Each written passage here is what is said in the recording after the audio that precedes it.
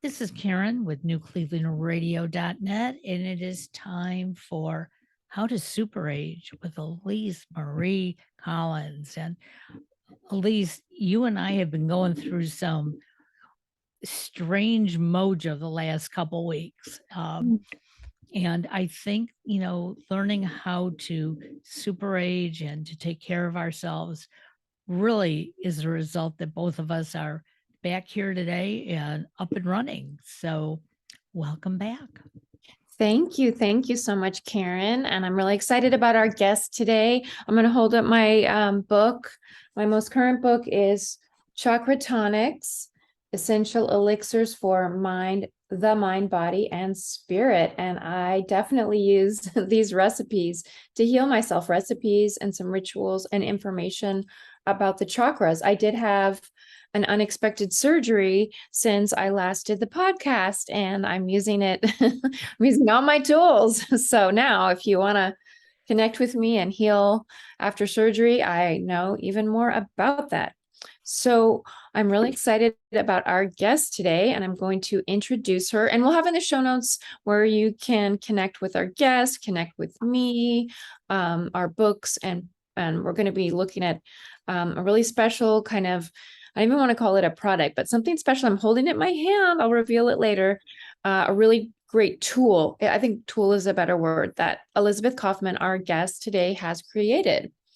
Elisabeth Kauffman is the marketing director for the San Francisco Writers Conference, which is a big deal here in the Bay Area. And she's also an independent editor, an author, and an artist. She edits fiction and memoir for independent clients, as well as for publishing companies. She also coaches writers to find their voices and connect with the magic in their creative lives. Using creative writing exercises along with tarot, visualization, and more tactile forms of art, she encourages her clients to take risks and tell stories that matter. In 2020, she successfully funded a Kickstarter to independently publish her tarot for writers, Lunaria Tarot, and it's currently sold out. Oh no! But we'll learn about it. Maybe she has a couple extra copies, not sure. But you can find out more about her. We'll leave the links at writingrefinery.com, and we'll leave some more links to the Writers Conference. And I'm very excited to have our guest today, and I am actually going to hold up her tarot. It comes in a really beautiful, this is the booklet. It comes in a beautiful black velvet, like a little sack, like a little drawstring sack that's very beautiful. And I have it, and I've been using it in my healing. This is a card I pulled out yesterday, and you can look up in the book. It gave some great insights. Are beautifully illustrated. That's the back. The back. And if you're listening, the Lunaria Tarot, it's a beautiful deck. It's not, because sometimes the decks, let's face it, it costs money to print things. and I know that from being in publishing, but look at these gorgeous, this is the Magician. There we go. The Magician, it's very colorful. It has some gemstones if you're listening, and it has W.B. Yeats. And some of them have authors, and some of them are just quills, which is like writing. High Priestess, Toni Morrison. Gotta love that. Toni Morrison is the High Priestess. So it's a fabulous deck and really geared to writers and creatives. So I would love to hear maybe a little bit more, if there's anything that I missed in that introduction. And if you want to just dive right in, you could just maybe tell us about your journey in publishing the Lunaria Tarot. Like what brought you there? Because not all writers use tarot, right? Let us know. Yeah. Thank you so much for having me today on the podcast to just talk to you about all kinds of magical writing things and how we connect with our intuition and find our voice to tell the story that we want to tell. I just, in going back to the tarot deck for a minute that you were so awesomely describing there, I wanted to just put that in a little bit of context for people who may not be fully aware of tarot. There are in the Rider-Waite traditional, and I'm using air quotes, tarot, There are 5 suits. And in the traditional tarot, they are pentacles, they are cups, they're wands, and they're swords, right? That's four suits, and they're very similar in that way to like a standard deck of cards that has clubs and spades and, you know, diamonds and hearts, that kind of thing. And then there's the 5th suit, which is the major arcana, and those they're more character driven, like have more archetypes and like a story to tell there. And for my tarot deck, for those 4 minor suits, I chose to use imagery that harkens to writers. We have pages, we have inkwells, we have pens, and we have quills. And then in the major arcana, I used authors, well-known authors, to kind of like embody each of those archetypes, either through things that they've written or ways that they exist in the world, as at least as far as I see it and my artists saw it. So because we collaborated a little bit on putting that together. So that was kind of the format that inspiration took. And I came to that inspiration in working with a business coach for the editing side of myself, and how I could draw in clients to me that are going to resonate with who I am and what I do. And I love tarot as an introspective tool. And I do like that word tool to use for it. It's less of a product, more of a tool, a way to access parts of your thinking patterns and kind of your heart and your brain that you might not otherwise get into, but using symbolism and imagery, and sometimes using a booklet as well that has some interpretations of that to kind of help you guide you toward either resonating with what they say or saying, no, that doesn't fit at all. And then, figuring out why. And so my business coach, whose name is Stuart Horwitz and has been a speaker at the conference before, really delightful human. He was like, well, what if you tried, creating your own tarot deck to kind of like flesh out some of that philosophy in that process. And so that's how the tarot deck kind of came into being, was because I was like, well, of course I should do that. And so then I began writing on it, and then connected with a good friend of mine to be able to bring the art to that, and bring it to life. So, yeah. Wow. So it sounds like it's kind of a labor of love and creativity that maybe, wasn't so much about making millions on it, but to attract what you wanted in life and sort of go on a journey with this creative process. And I'm wondering, I have 2 questions. Is it really sold out, or are you ever going to bring it back? It seems like something that should be out there. Yeah, so it is technically sold out right now. I have no more decks at home. I sent the last one at the beginning of September to Hawaii, and it made its way to its home there. And that if it's going to come back, question is a little bit complicated, because it's, when if people are self-publishing, especially, you can do print on demand. And that way you don't have tons of books sitting in your garage waiting to be sold out. You haven't spent, tons of money getting those books printed and having them there and then needing to be able to ship them out to people. You can just let, whatever distributor you're going through, whether it's Amazon or Barnes and Noble or, whoever it is, your own website even, because they can order through Ingram Spark or things like that. Then they, somebody orders the book, it gets printed and shipped to them, and that's beautiful. With a tarot deck, it's a little bit more complex, because you have a deck of 78 cards. You have the packaging that those cards go into, then you have the guidebook that you want to put with it. And so like, that's actually very expensive to put together. And the way that we did this print run that just sold out was that I used a Kickstarter. to fund it. So people could back my Kickstarter, and for the price of the deck, you know, if you backed it at the price of the deck, I shipped you the deck and my many thanks.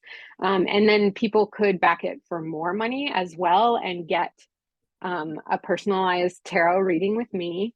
They could also, you know, get like a crystal that I picked out for them that kind of like resonated with some things that they were looking to bring into their creative lives, things like that. So there were many levels of backing, and by doing that, then I was able to fund printing of the deck, and then I had some left over to be able to sell and you know, share that way.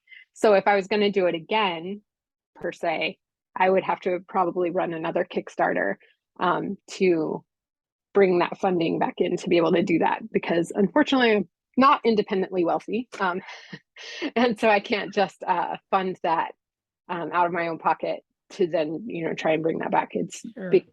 Because you have again, it's also, there's like a, you know, a minimum number of decks that you have to print, and then the more you print, the cheaper it is to print them, but also, like, you know, still technically the more expensive. So so it's like a many tiered process there. But so one day it's possible that I will run another Kickstarter and do it again.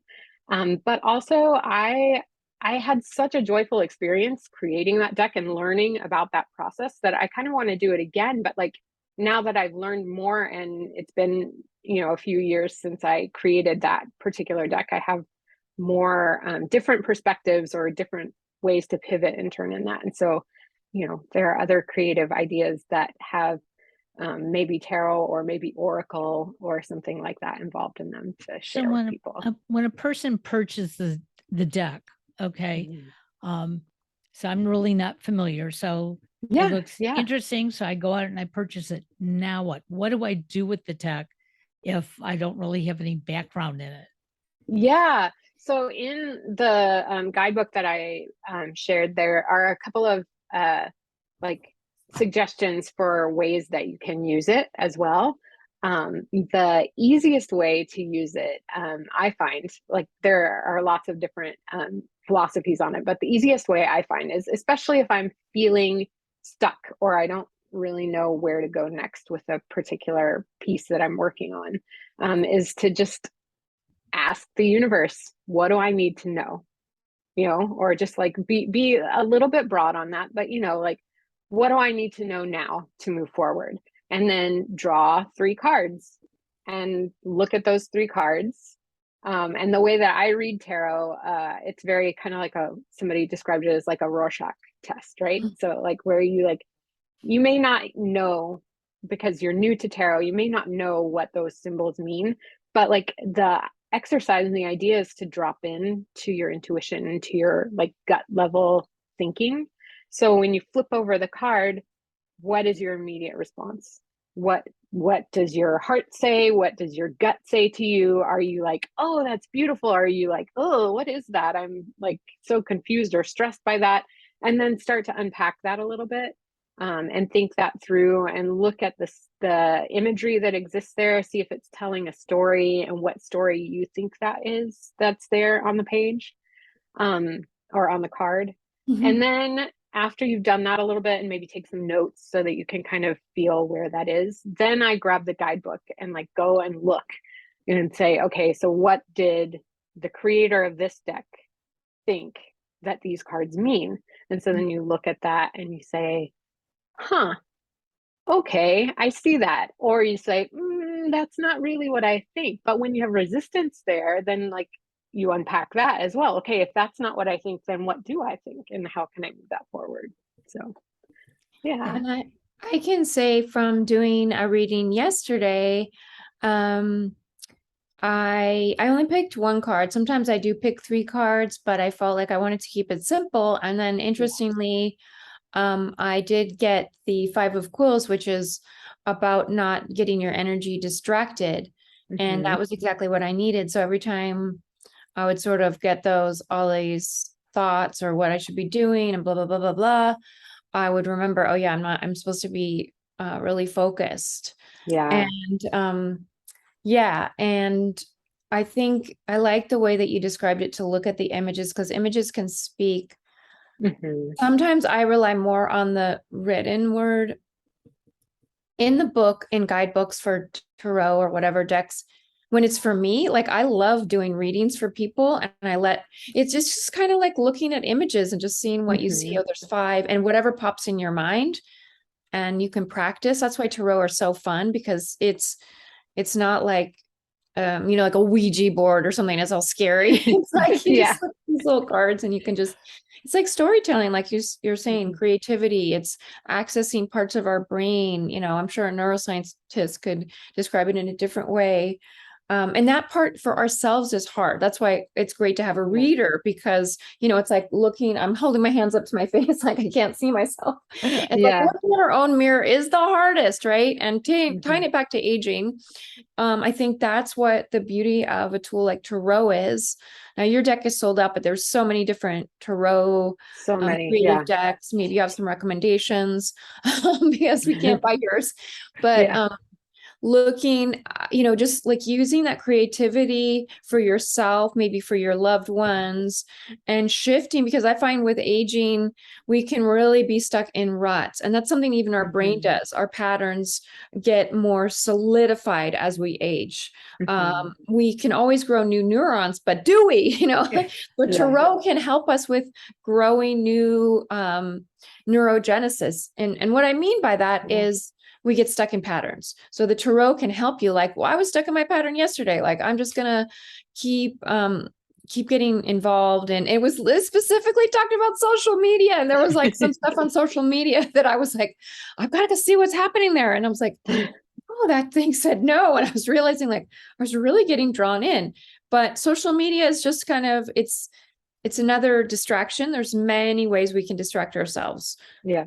with problems in the world. Okay, so I'll stop talking. I would love to hear, just what you think about, creativity really fascinates me. And I think that's something we really need to keep in the forefront as we go through this journey called life, which is aging. We're always aging. So we'll call it the journey of life, whatever you want to call it.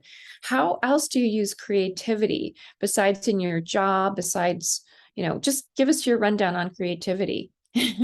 Um, I want to circle back to something you were saying just now about tarot first, and about getting stuck in ruts, and how like tarot can help you identify patterns, right? So like sometimes the reason you're stuck in a rut is because you're just doing, you're not aware anymore. You're just kind of like going through the motions. It's rote memory. And so then like, through reading tarot or through like talking through things with other friends that you have that are in similar places, whether it's creatively or in their age in life or their like whatever time of life they're in, you can start to like find that self-awareness, right? Because like changing a pattern can't happen if you don't know there's a pattern, right? But like if you spend some time reading tarot and keeping a journal and then go back and look through some of the things in there, it's possible to like really unpack that pattern and make a change if you want to make a change, right? Or at least recognize that the pattern exists and then learn how to love yourself and soften around that. And that's actually leads into what I do with creativity as well, right? Like I recognize in myself that like a lot of times I have trouble not doing a thing well. I have a really stickler perfectionist voice in my head that is like, if you can't do it right the first time, you shouldn't do it at all. And it's kind of rough, because it can hold me back, right? But like with creativity, I try to do things that I'm not really like very skilled at yet. Like I paint, I sing, I'm learning how to throw pottery these days. And part of where I find my rough edge is in, oh no, I did it wrong. And, like if I'm trying to throw a mug, which I haven't yet, and that's one of my goals is to be able to throw and then glaze a mug that then I can drink out of my morning coffee.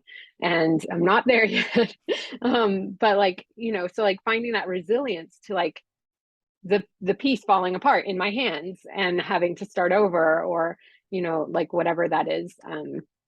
that is what I use creativity for every day. It's on the one hand, it's a place to drop in and find joy, you know, and to express myself. And on the other hand, it's a way to teach myself about how to be more flexible, more resilient, a little bit more, you know, rubber bones, rubber skeleton to just bounce right back up and keep going.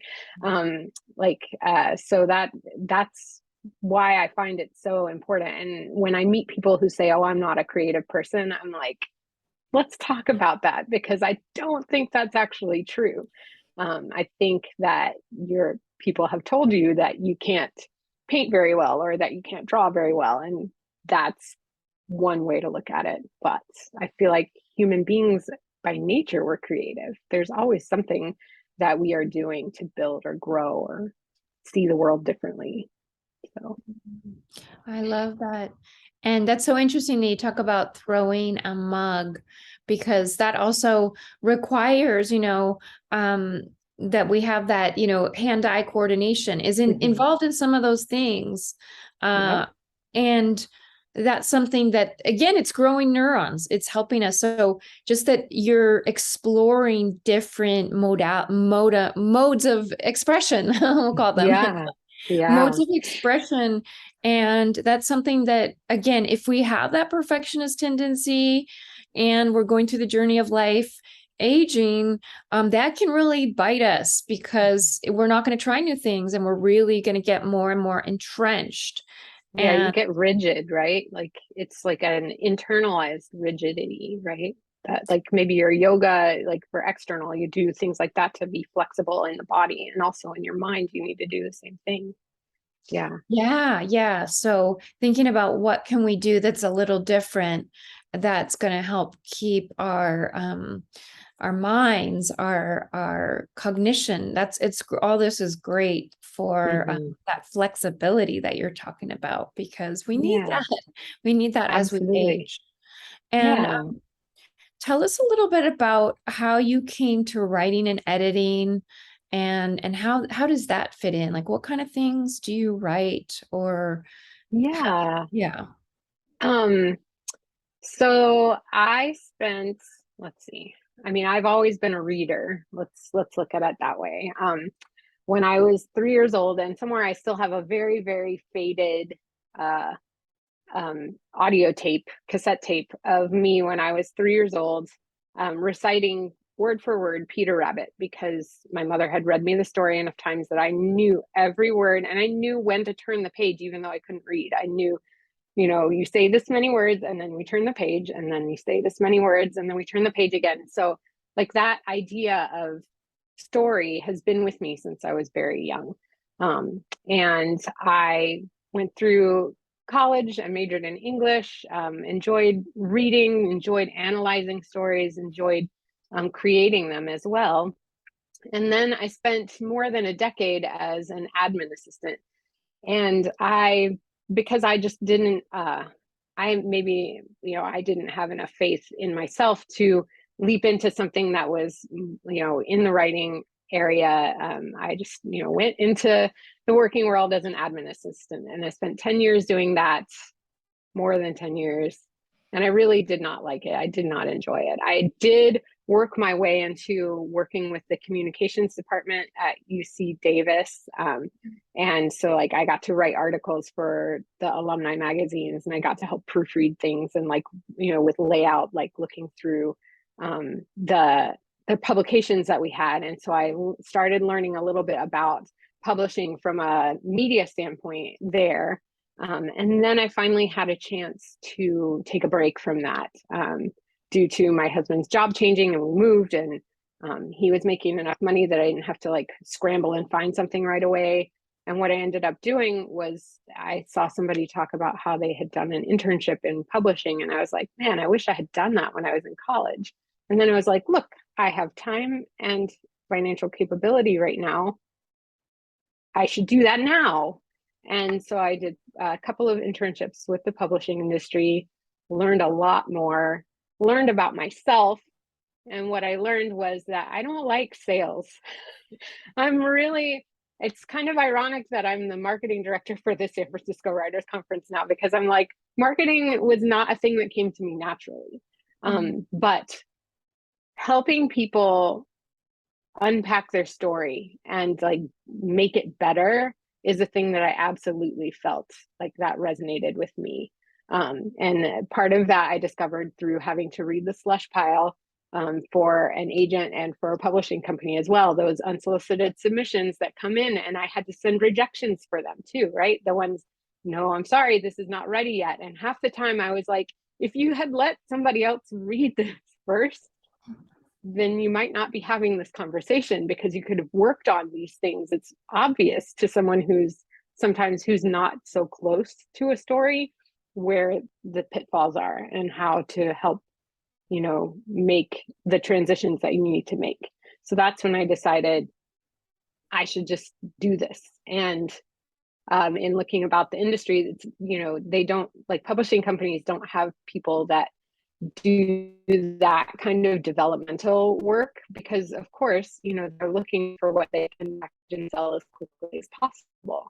So I had to freelance, and that's how I started my business. And that's been about 10 years that I've been doing that now as well.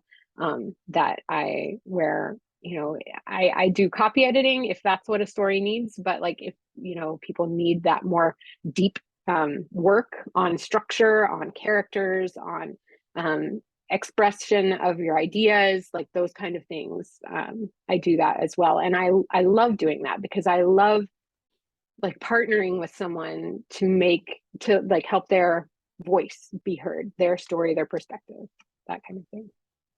Do you find, are your clients, some of them self-publishing or going to a publisher?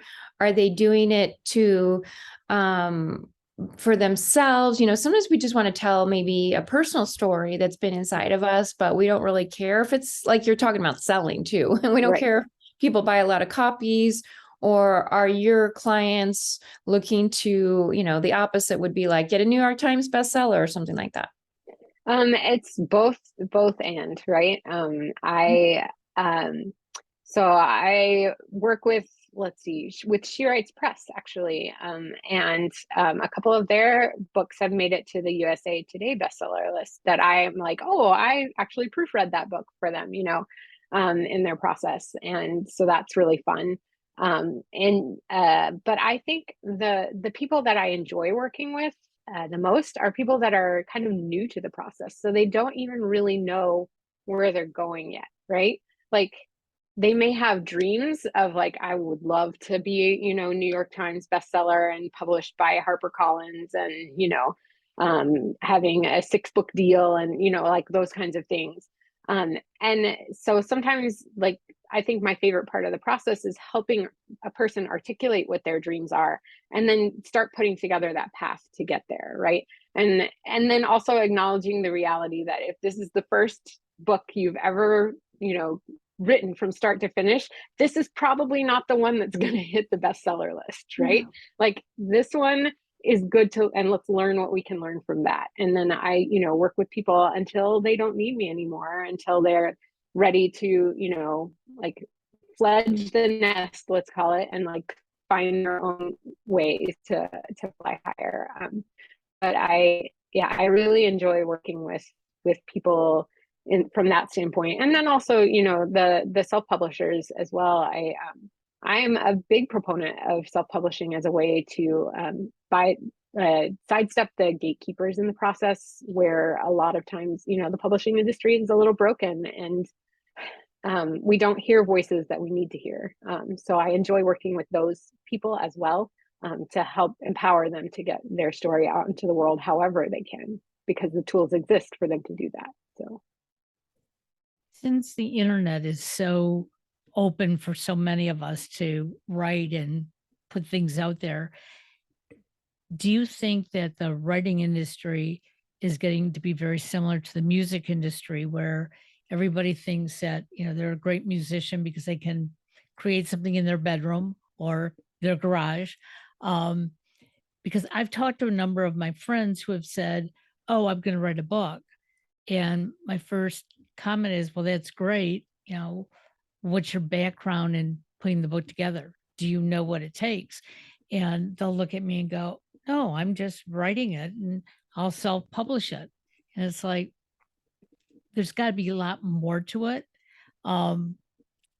So are there those people out there who are doing just that and just like, okay, I've written it up. I'm now going to self-publish it and I'm going to put it out there and nobody's even edited it.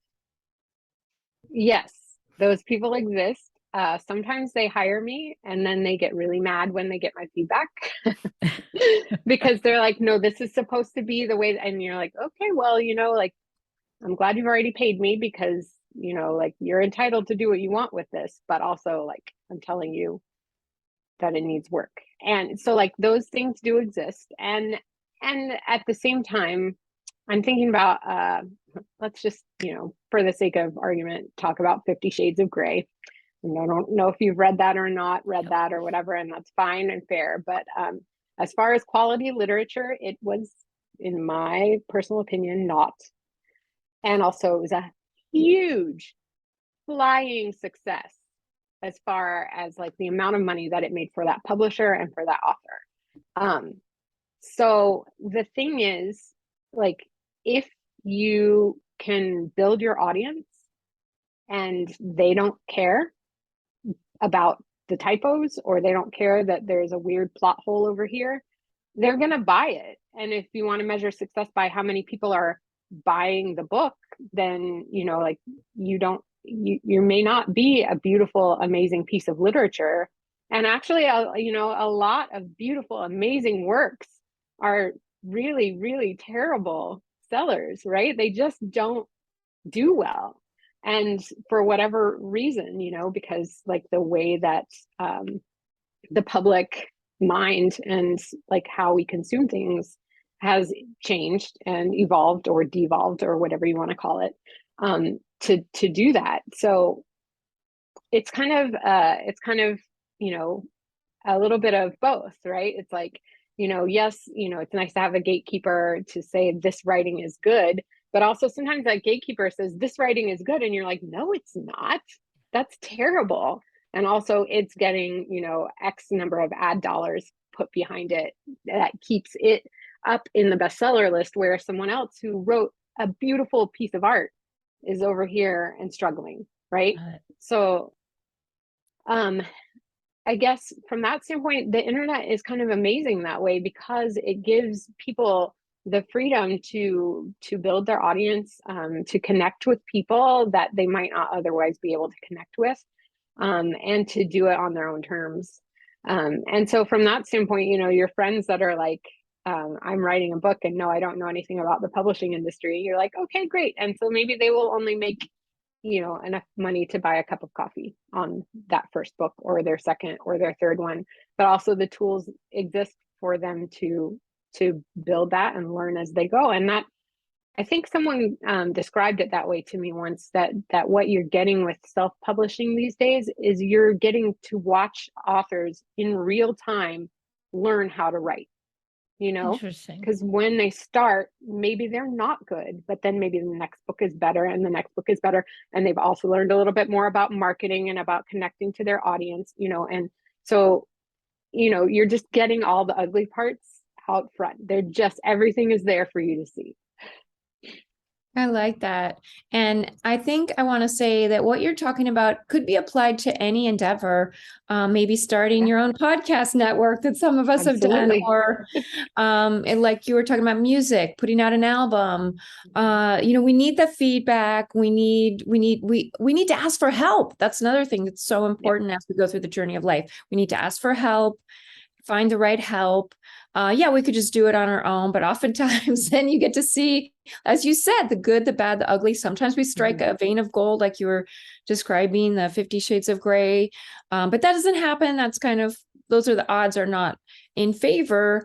But like getting help on the journey is so important for, this expression. And I think a lot of our listeners will resonate with that. Like, how do you want to express yourself? How do you want to put your creative imprint into the world? It's such a fascinating question. And maybe there are some writers out there.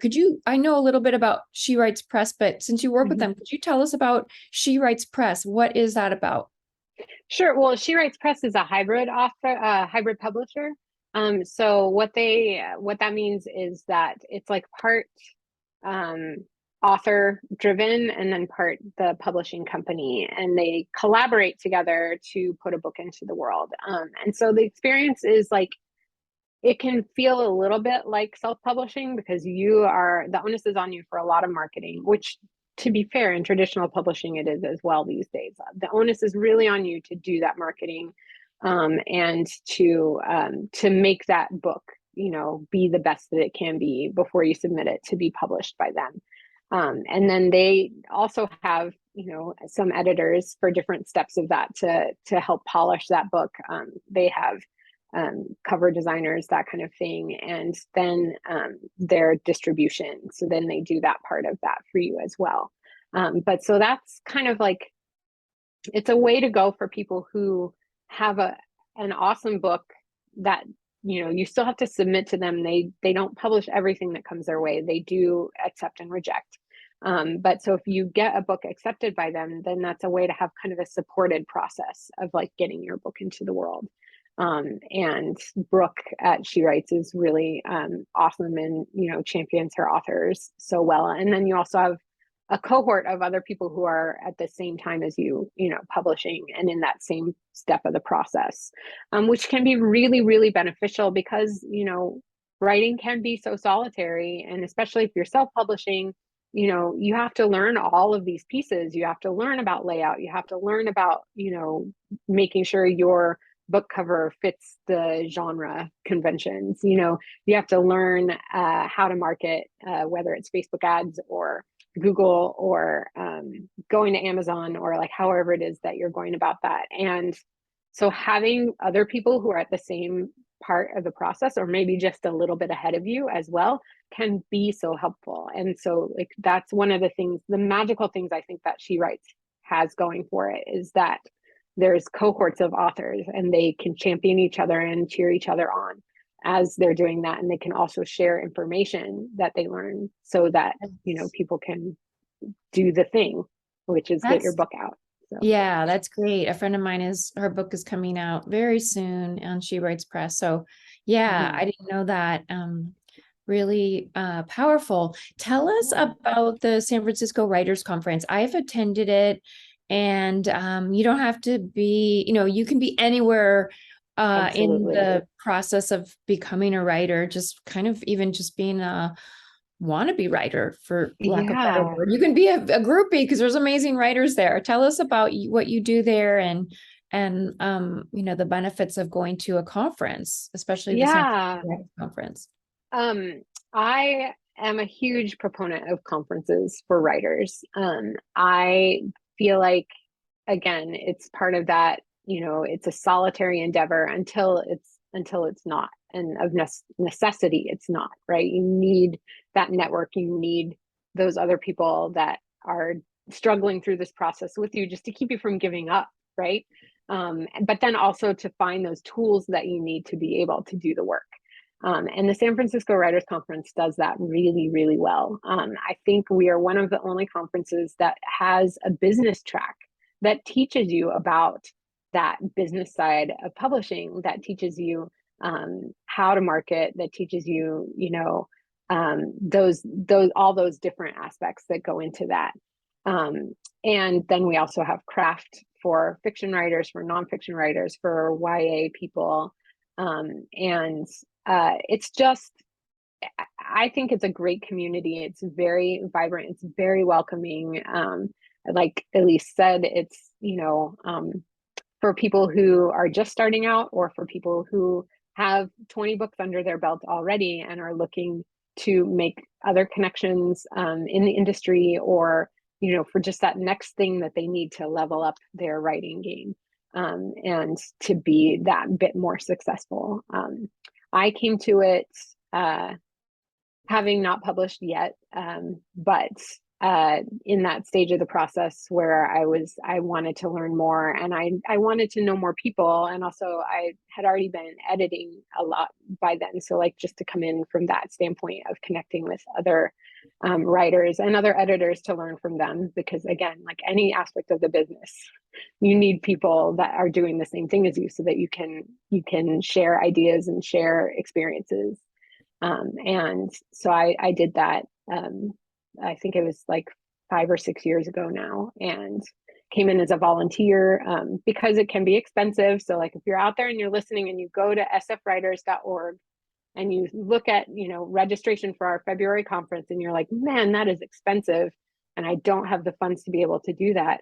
We also use and really rely on and care for our team of volunteers. And if you volunteer, you can come to the conference for free.